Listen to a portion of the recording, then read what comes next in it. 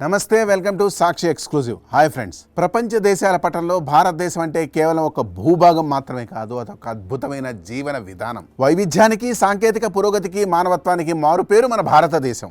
ఒకప్పుడు అభివృద్ధి చెందుతున్న దేశంగా చూసిన ప్రపంచం నేడు భారత్ సాధిస్తున్న ప్రగతిని చూసి ఆశ్చర్యపోతోంది. తాజాగా ఒక విదేశీ వనిత భారతదేశం గురించి పంచుకున్న కొన్ని ఆసక్తికరమైన అంశాలు ఇప్పుడు సామాజిక మాధ్యమాల్లో సంచలనంగా మారాయి. ఆమె పైకి భారతదేశంలో నాకు నచ్చని విషయాలు అంటూనే అంతర్లీనంగా భారత్ గొప్పతనాన్ని ప్రపంచానికి చాటి చెప్పిన తీరు ప్రతి ఒక్కరిని ఆలోచింపజేస్తుంది. ఆ వివరాలు ఏంటో ఈ వీడియోలో చూద్దాం. వీడియో అయితే ఎక్కడ స్కిప్ అవ్వకుండా చూడండి. ఇటీవల ఓ విదేశీయురాలు భారతదేశాన్ని సందర్శించి తనకి భారత్ 3 విషయాల్లో నచ్చట్లేదని ఓ వీడియో పోస్ట్ చేసింది. ఆ 3 కారణాలు విన్న వారంతా ముక్కు మీద వేలేసుకున్నారు. అవేంటో మనం కూడా తెలుసుకుందాం. మొదటగా ఆమె ప్రస్తావించిన అంశం మన దేశంలో లభించే అద్భుతమైన ఆహార సంస్కృతి. భారతదేశంలో అడుగుపెట్టిన ఏ విదేశీయుడైనా సరే ఇక్కడి వంటకాల రుచికి దాసోహం అవ్వాల్సిందే.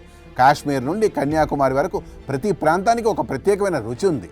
సమోసా, పానీపూరి, దోశ వంటి విభిన్నమైన వంటకాలు ఇక్కడ అత్యంత తక్కువ ధరకే ప్రతి గల్లీలోనూ లభిస్తాయి.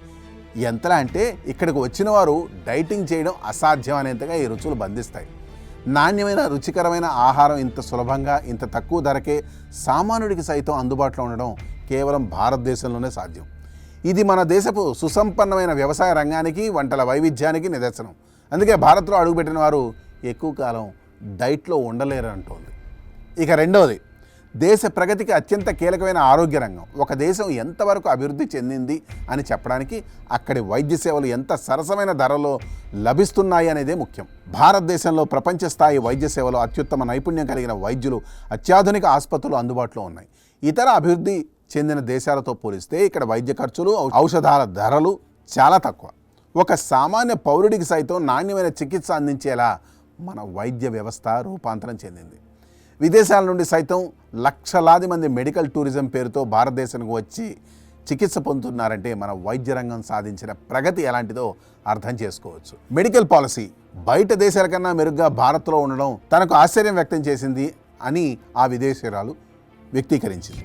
ఇక మూడవదిగా సాంకేతిక విప్లవం, సేవల రంగం. నేడు డిజిటల్ ఇండియా సాధించిన విజయం ప్రపంచానికే ఒక రోల్ మోడల్. నిత్యావసర వస్తువులు, మందులు, గృహోపకరణాలు, ఆఖరికి సెలూన్ సేవలు కూడా కేవలం 10 నిమిషాల్లో మొబైల్ యాప్ ద్వారా మన ఇంటి ముంగిటికి వచ్చే అద్భుతమైన సాంకేతికత వ్యవస్థను మన యువత సృష్టించింది. ఒకప్పుడు లగ్జరీగా భావించిన సేవలు నేడు సాంకేతికత పుణ్యమా అని ప్రతి ఒక్కరికి సులభంగా అందుబాటులోకి వచ్చాయి. ఇదంతా భారతదేశంలోని నవతరం ఆలోచనలకు, స్టార్టప్ విప్లవానికి దక్కిన గౌరవం. ఈ విషయాలన్నీ చూస్తుంటే ఒక విదేశీయురాలి దృష్టిలో ఇవి భారతీయులను సోమరిపోతులుగా మారుస్తున్నాయని సరదాగా అనిపించినప్పటికీ నిజానికి ఇవి భారతదేశం సాధించిన సాంకేతిక, ఆర్థిక, సామాజిక ఎదుగుదలకు ప్రత్యక్ష నిదర్శనాలు. అంతర్జాతీయ వేదికలపై భారతదేశం నేడు ఒక సగర్వమైన శక్తిగా ఎదుగుతోందనడానికి ఈ మార్పులే సాక్ష్యం.